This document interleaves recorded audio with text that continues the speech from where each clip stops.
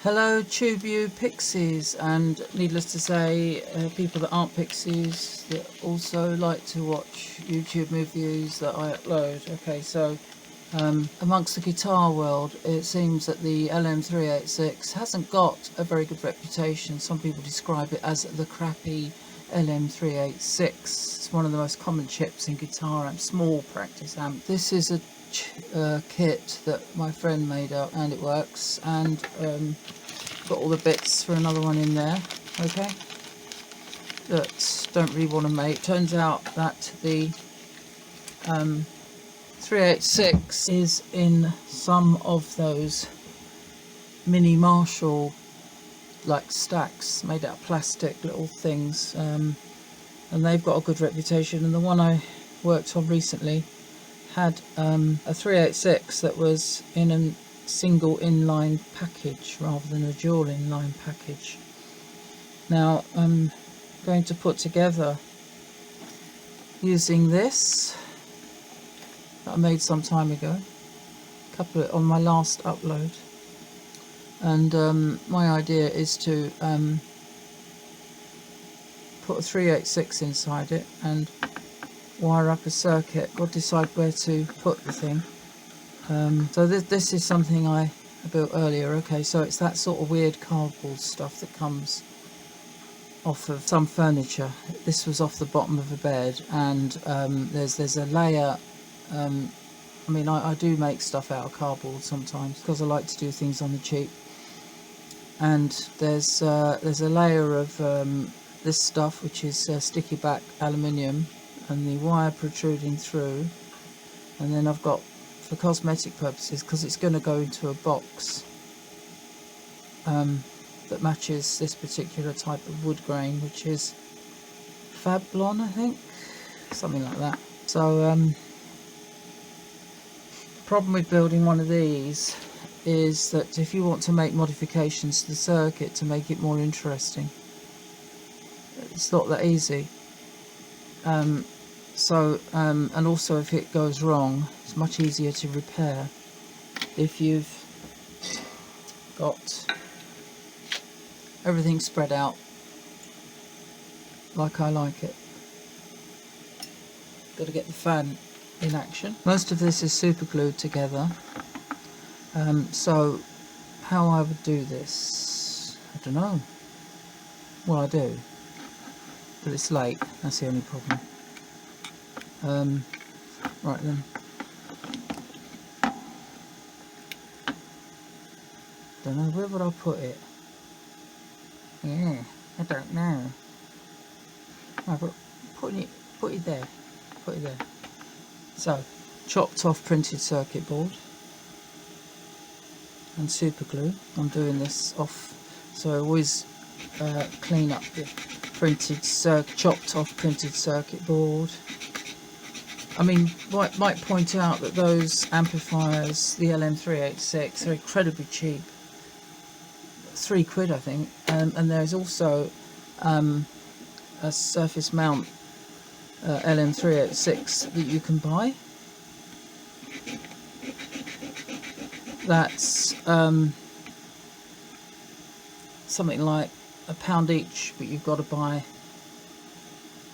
10 of them or something. Should also point out there are ways of making the 386 sound a lot better than a lot of people think that it does sound. So I'm going to plonk the 386 there, as good as place as any. Oh no, there. So get a bit of that, right? Get a bit of that. Chop it off, chop a piece off. It goes there like that.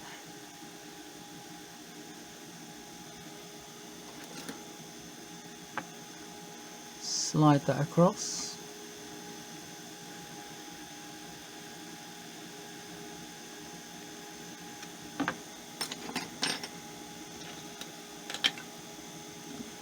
I suppose it's quicker to do them all at once, so we need 8 altogether.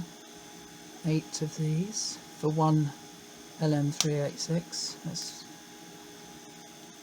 Oops. It's gone in there, it needn't have. That's a problem. That's 3,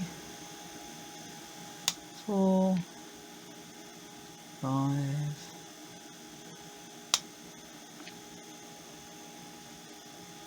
6,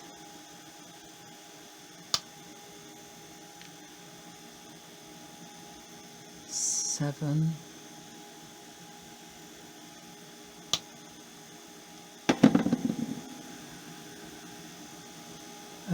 8. Let's chop this one off.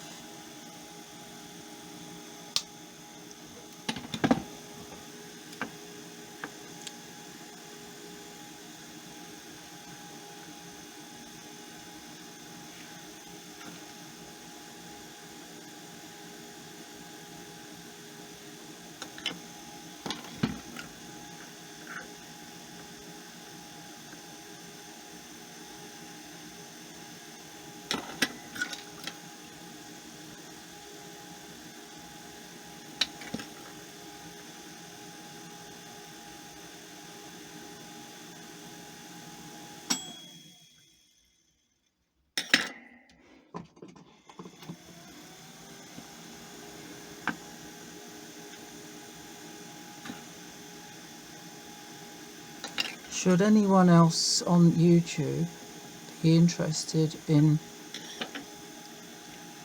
doing electronic construction like this, getting hold of printed circuit board in a thin cut strip is going to be dodgy. So now I use, as on a previous upload, I showed that the printed circuit board, single-sided or double-sided, doesn't matter, being cut on a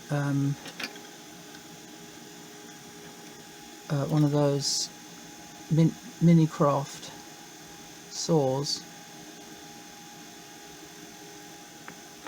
but in order to make it more economical, oops, what's happened there? Something I didn't want. You could probably get more stuff, more of these sections by using one of those guillotine. They're about astonishingly expensive. I don't know why they're 600 quid, something like that. Crazy prices.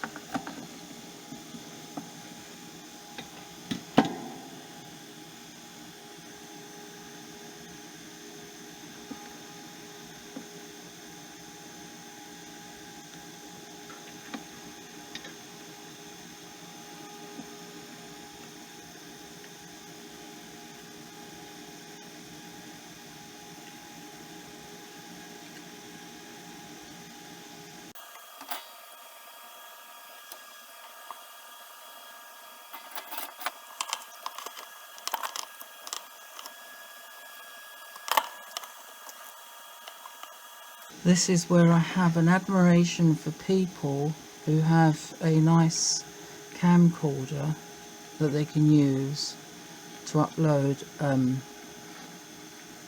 movies. We're a bit on a budget here, so you know, we're a bit skint and that. Well, you know, what happens is we live in a place that they charge quite a lot for service charge, and if you don't pay it, they take your house away, which ain't much fun. And in this vicinity there was my neighbour, a lovely lady called Christine, and she had to sell her house to settle a service charge debt, and of course it gave us all a bit of a shock when that happened. There was a court case that went on for quite some time. Anyway, so there has been a development. Apparently I now own 1% of the surrounding fields and the access roads. So with any luck we can determine our own service charges. Yeah, please accept my apology for that horrible noise that's coming out of the phone. Something else that's worth knowing, if anybody ever offers to sell you something called a Motorola Power 8 phone, I think it's called, don't buy it. It's absolute rubbish. The one that I've got, which I'm filming on, okay, so it's good for filming YouTube movies, for, you know, reasonably good.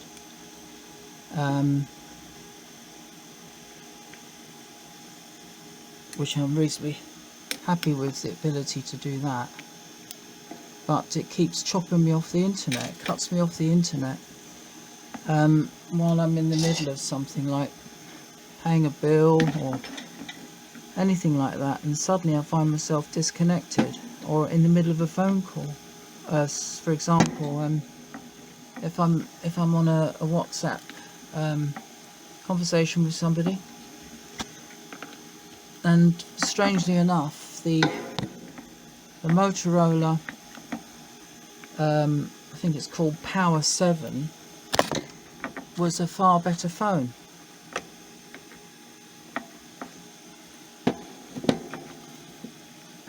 So I'm going to do a deal with my housemate, my mate that lives with me, and we're going to I'm going to take my old phone that she adopted,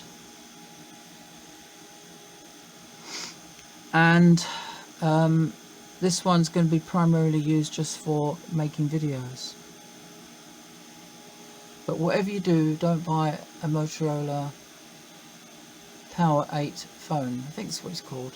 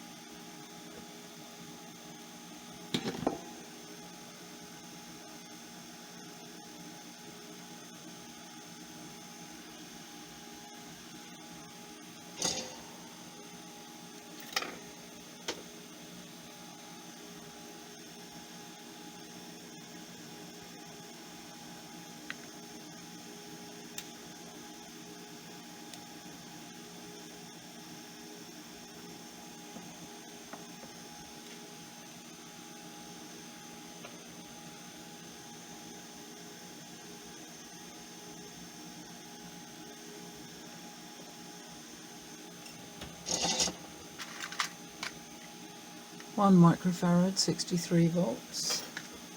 Of course, it doesn't have to be 63 volts. In fact, it's only got to be what, probably about not even 9, because the voltage this would be working at, it's tiny.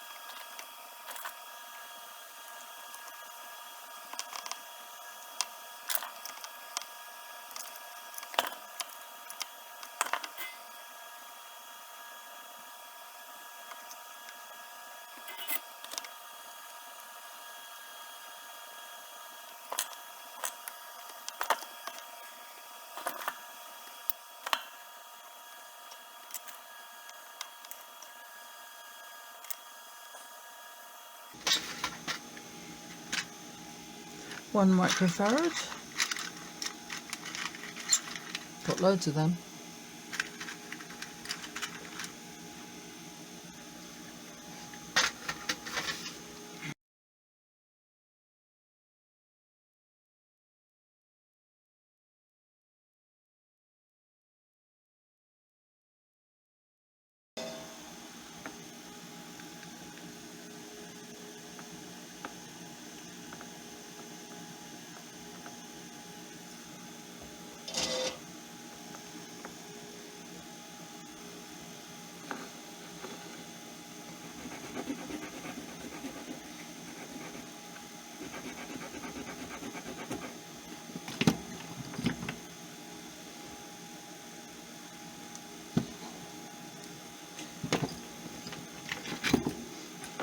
There's a little trick.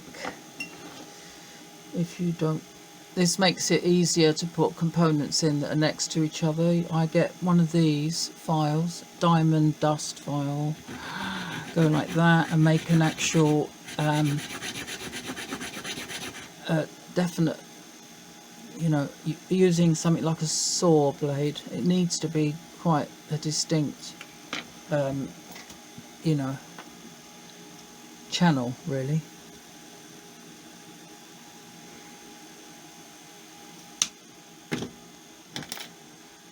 So let's put that one,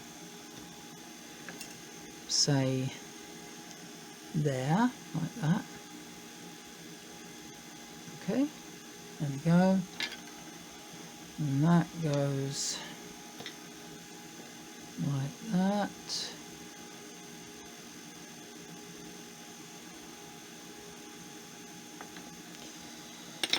And then we get our 10 ohm resistor. That goes like that. This is number 5, which is the output. Okay, pin on the 386.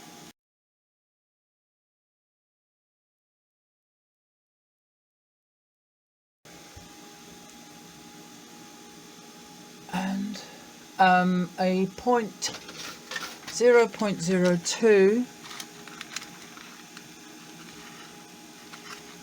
for the OEL network. It says 203 on there. Obviously, so that's 203 is 20,000 puff. It's a little bit more than specified. I mean, you could use a 0.01 is what's often used, but it really isn't very critical. I've used 0.02 many times. I've never had a problem with it. So we can cut the lead down a bit like that, squish it down, solder one side like this. There we go.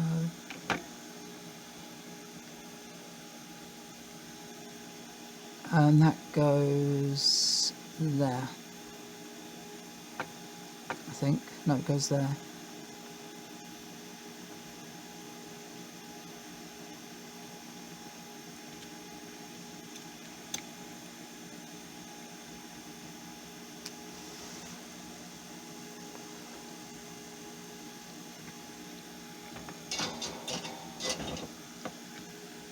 and that one goes there, which will be ground eventually. It will be ground.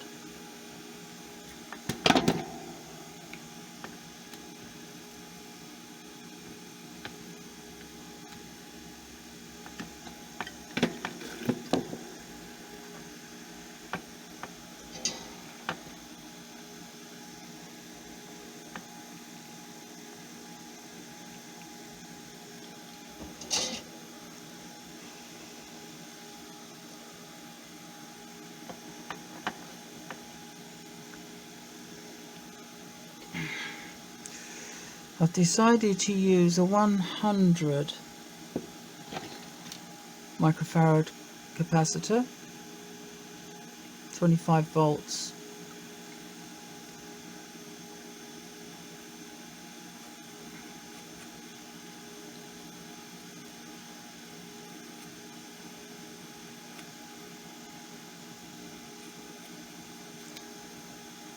I mean, it looks a little bit frosty at one end, which could indicate that it's a bit, but there's a way of checking if you've got a multimeter. There we go. You set it to continue, you set it so you get the continuity. Okay. Right, now if I connect negative there, you'll get just a quick bleep. There we go. And then you short the two together. And then again, that's a bleep. So we know that a capacitor is functioning.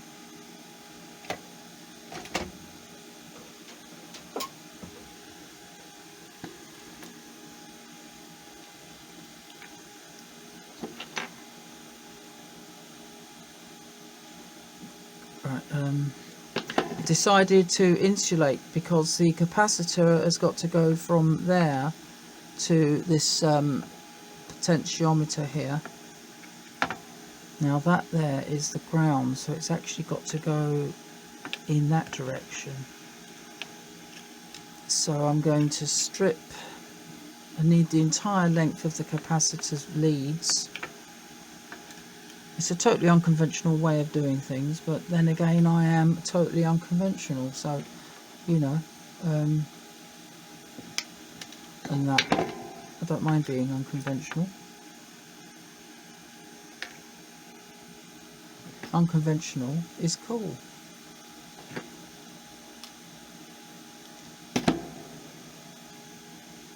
Strip it back, and we're using just the actual sleeve bit. Okay, that goes on there like that,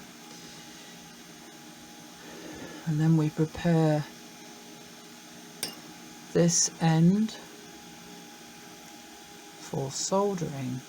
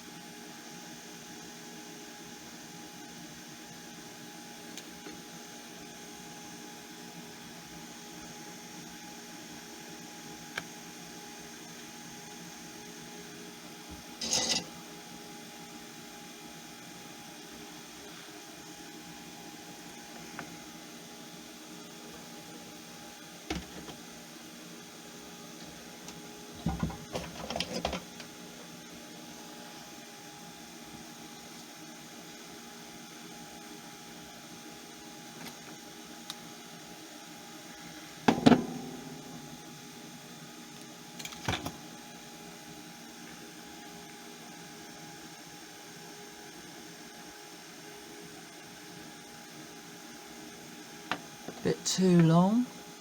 Let's drop it down a little bit. There we go.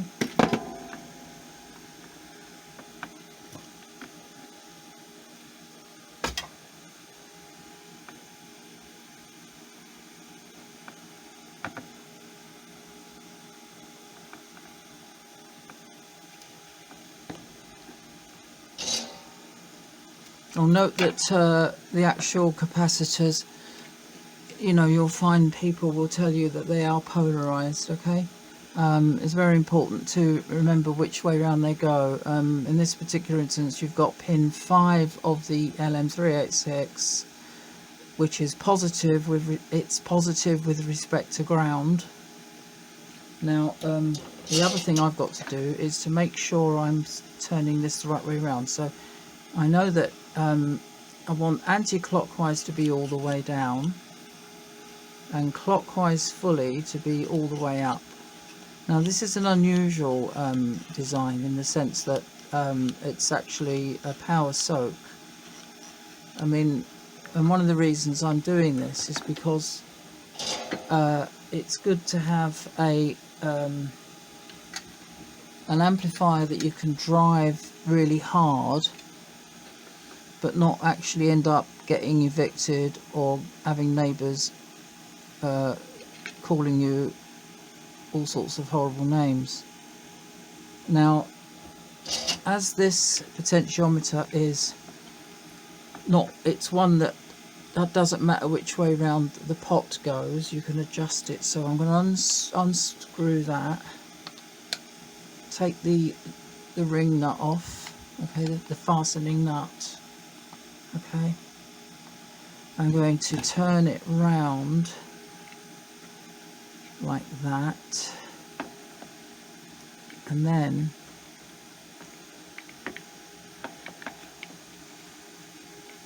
in that direction's just fine, I think. Tighten it back up, there we go.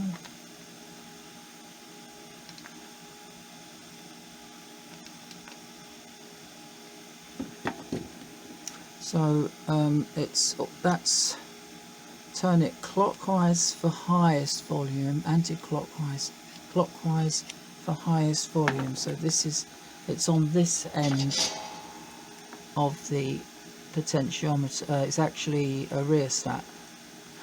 I mean, what's the difference between a rheostat and a potentiometer? This is actually a potentiometer, but because it's got 3 legs, but you can use this as a because it's wire wound. It's a 25 ohm wire wound potentiometer stroke rheostat.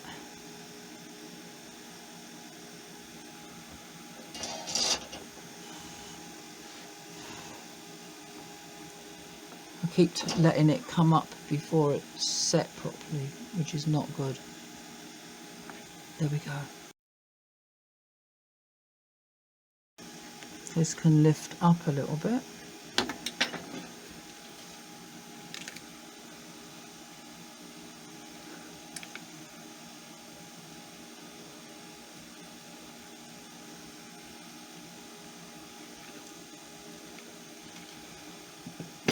Tend to use green for ground.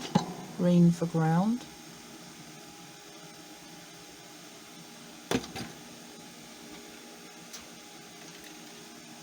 Or black. Black is negative with this MPN style, you know, equipment. It's always negative earth, a negative ground, you know, and there we go. I mean, as opposed to being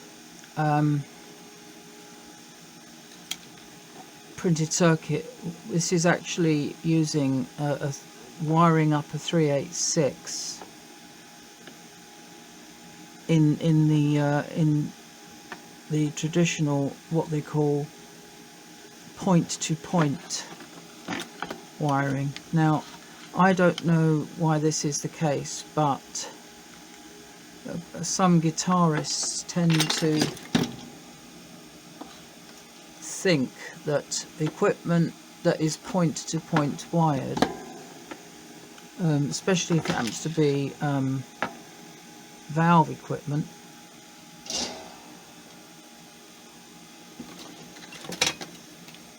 is preferred, and it's usually more expensive. There's a lot more labour involved.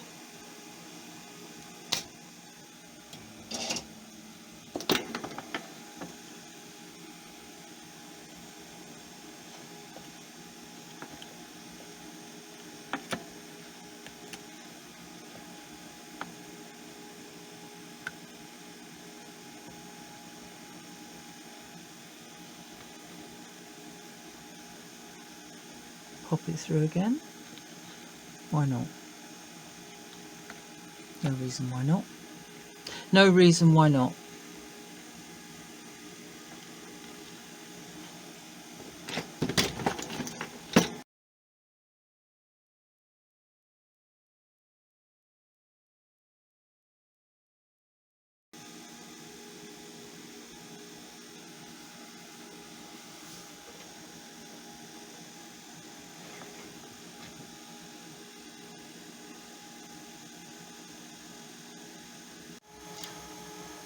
Right, battery ran out on the phone. So, what I've done, I've just soldered this little lead here, which is the ground, and I continue to wire it up, as you do.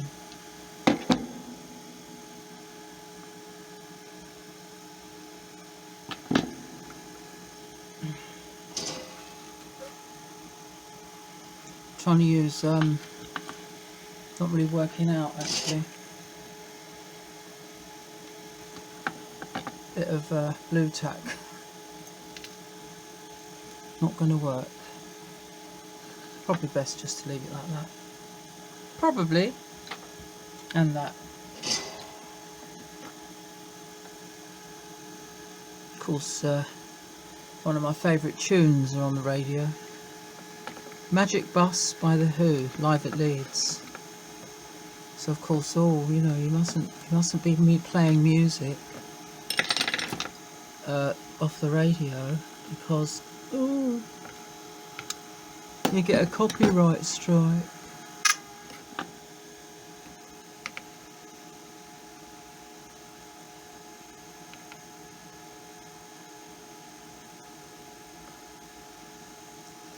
What anyone's interested,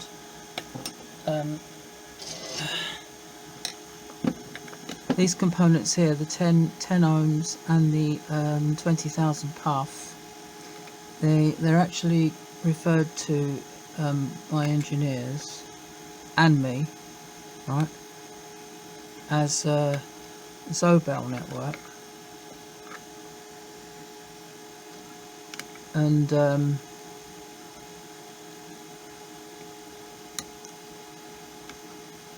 years ago it used to consist of an inductor and a capacitor, but these days we just use a resistor and a capacitor, which is helpful because inductors are relatively expensive, and there's, I mean, something like an LM386, most chips actually, most modern chips will easily produce radio frequency audio, well, not audio, but they will produce an AC waveform that is in the RF range, i.e. well above human hearing, just the way it is. So a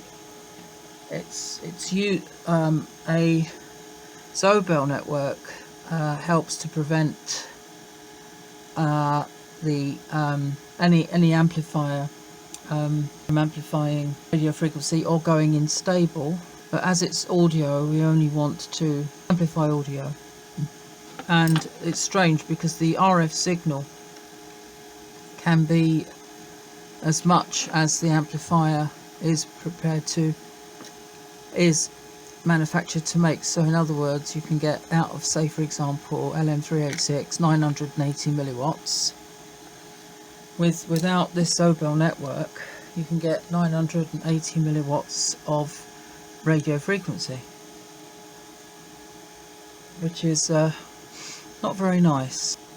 So here we have another 100 microfarad electrolytic capacitor, just cleaning up the older leads there. So I always like to have as much light as I can get. Okay, so I'm just cleaning up the leads on the what's the abrasive side? There we go. Cleaning up the leads. They've been in storage for a while, and of course, because I'm in my shed, my workshops but stroke shed type thing, then what was I saying? Don't know.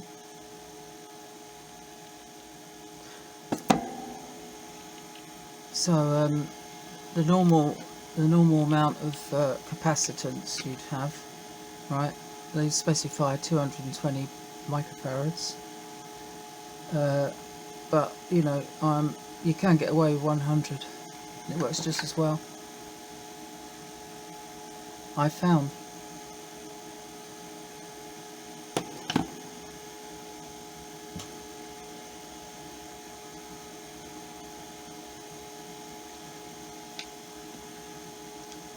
Let's pop one just there. This is right. Number 6 is the supply. Okay, so that goes there.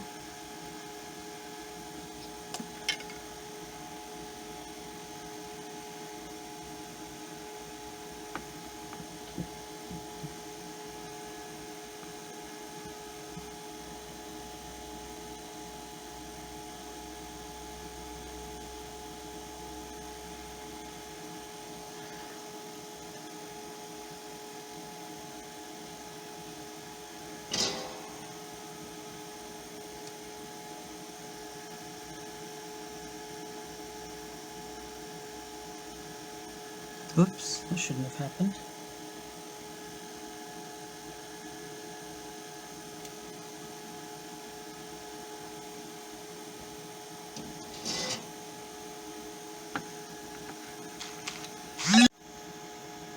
I just had a phone call. I actually pressed the do not disturb on this phone, but it ignored it, so who knows what's going on. I did say that the Motorola Power G8 Moto G8 Lite is a load of rubbish, and that's another reason why you shouldn't buy it. If you set it to do not disturb, it ignores that command. So what's the point in having it? So I've just cut off a piece of this green wire. Alright, that is a bit of sleeving that goes on there. And this will be the main input capacitor.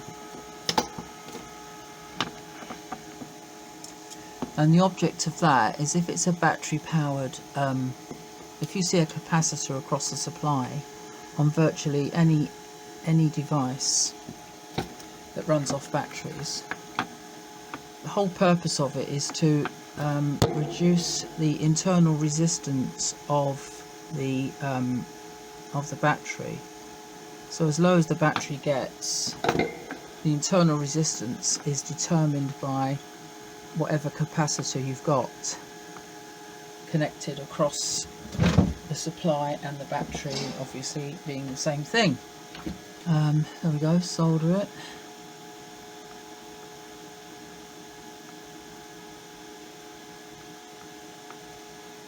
And this green wire can go like that.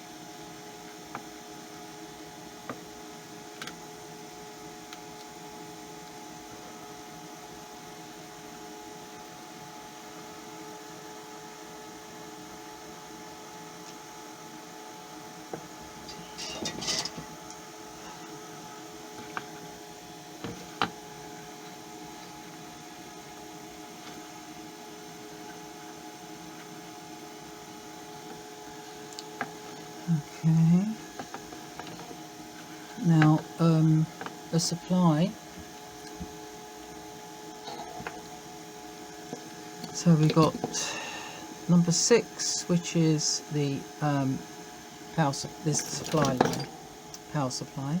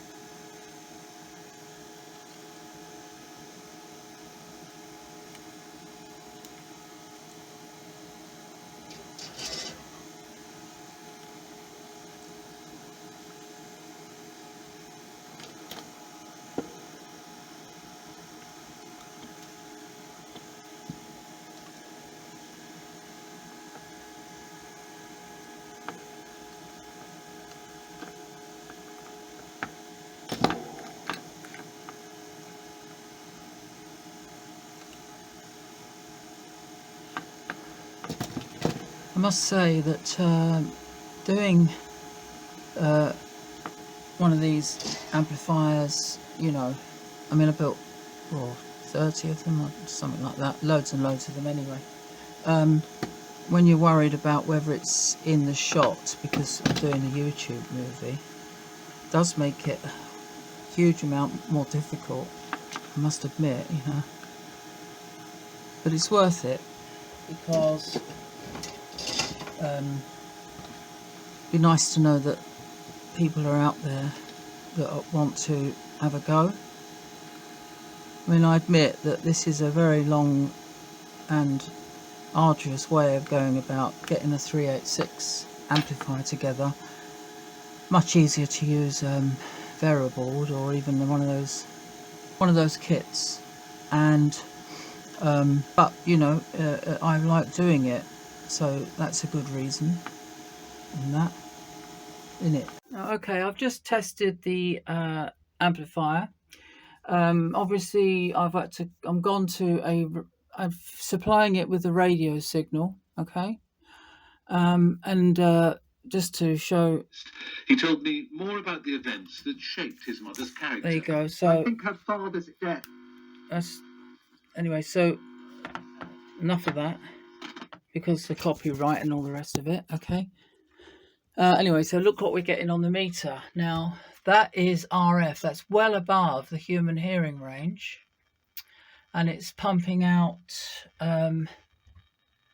600 milliwatts at the moment. Okay, so I've just connected up via Crocodile Clips my guitar, and I'm not going to play the thing, and that's a blessing. So just gonna, that's giving us about 200 milliwatts.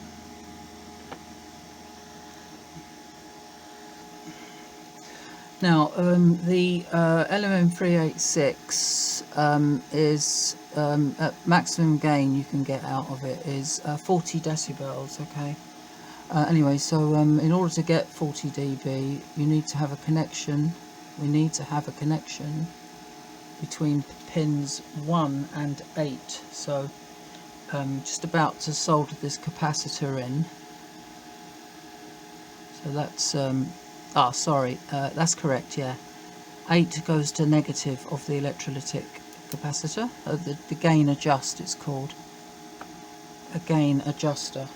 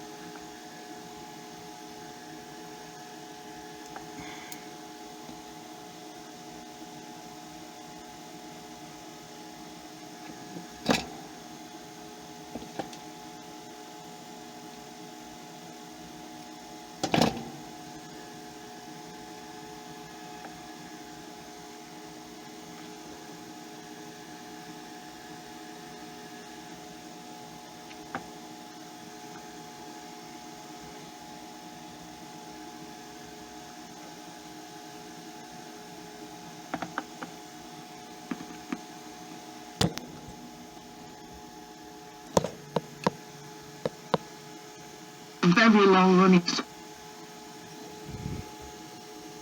is that will run and run and run, and using. So let's see how much difference the gain capacitor makes. There's a power it up supply with radio signal. To do it is to make people laugh at the same time. I want you to say to me. Right, so Hello, Ken. My name is Crocodile. Isn't it? that's without the gain adjusting capacitor, and this is with. Bonjour Ken, je m'appelle Raquel.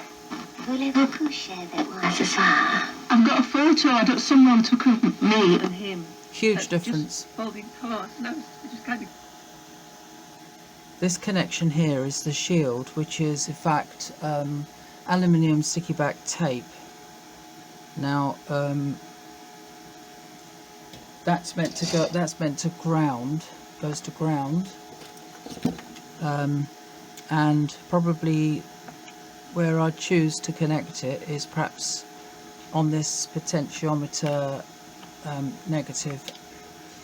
The ground part of the potentiometer, so that can go right there. There we go like that.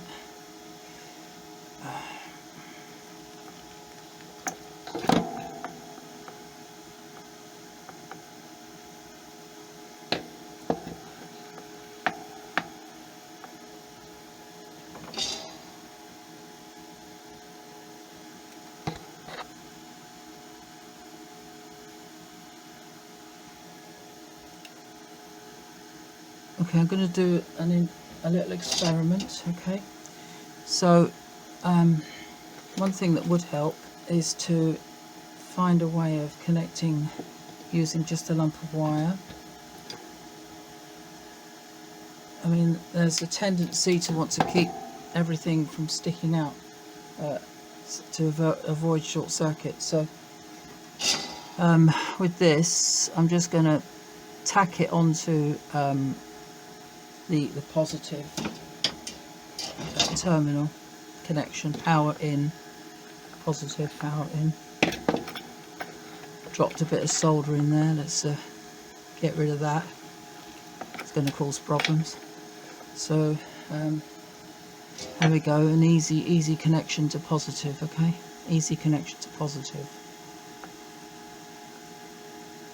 Goes across the capacitor. Now when we power up, we do actually get right, so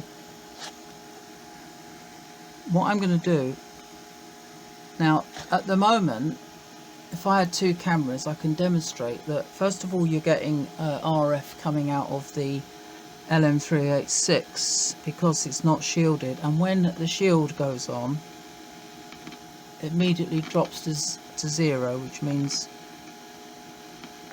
there we go, perfect. I'll just take the camera out, alright, without, so we're getting nearly 1 watt, but when I connect this here we get nothing. So that's with the screen on off, and that there is with the screen on, off, on. Just show you again, off, where are we, off, screen on, screen off, screen on.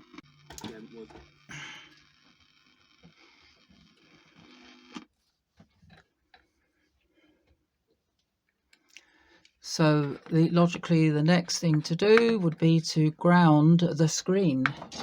So as I described it, the screen on this consists of a piece of some tape, aluminium tape, which is often used for automotive patching up purposes, I believe. I'm not sure. Aluminium tape is extremely useful in lots of different things. and it just shows you how important screening, this little experiment I just performed here, will demonstrate exactly how important screening is. Now, obviously, there might be some people who, some constructors or engineers that know more than me.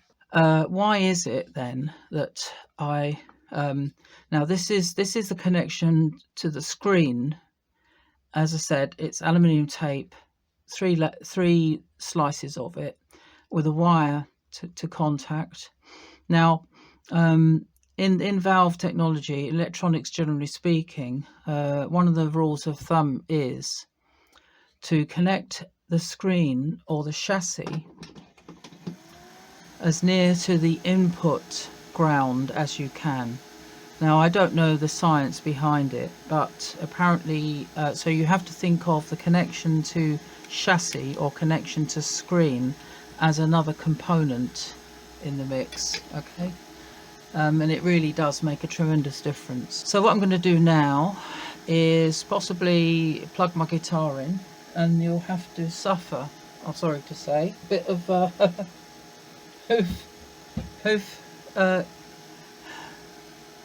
more blues. I don't know.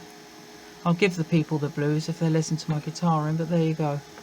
Let's try a few power chords. Now, at the moment, this is more or less how an LM386 would be, because a lot of guitar amps simply they don't have a preamp of any sort. They simply have a 386 going straight in. You know, they have the amplifier goes into the socket connects to the volume control goes straight into the 386, so there is no pre-amplification. This is, you see, the 386 essentially is actually an integrated amplifier. It's got preamp stages as well as amp stages, power amp stages, so it's both. It's both a preamp and a power amp. Now, there's one other interesting point about LM386. Sometimes they'll have LM386 without a mark after it. The one I'm using is an LM386N1. Okay. Now, I believe there's an LM386N3. I don't know if there's a 2, but the information isn't really that easily derivable. But the LM386N1 is the bog standard one that you get 980 milliwatts and you into 8 ohms. Now, with the LM386N4 you get a lot more power, a bit more power, probably about 10 to 15% more power, and I believe it can go into, it actually can provide into 4 ohms. Now, the other thing to mention about the LM386 is it will not stand for any length of time a reverse supply connected to it. It really doesn't like that. Right, I'm going to have to turn the volume down on my watt meter because perhaps fall a bit.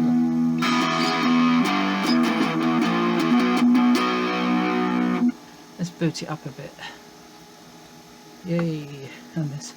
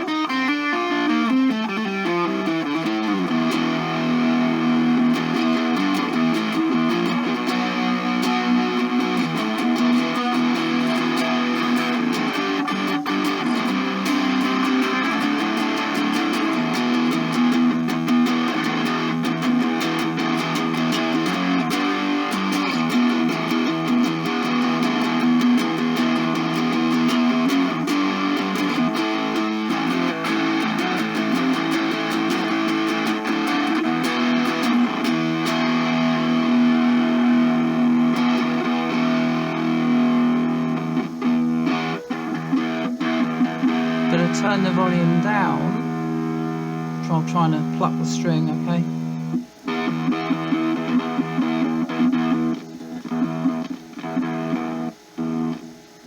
Got a noisy pot there, so do with a bit of WD.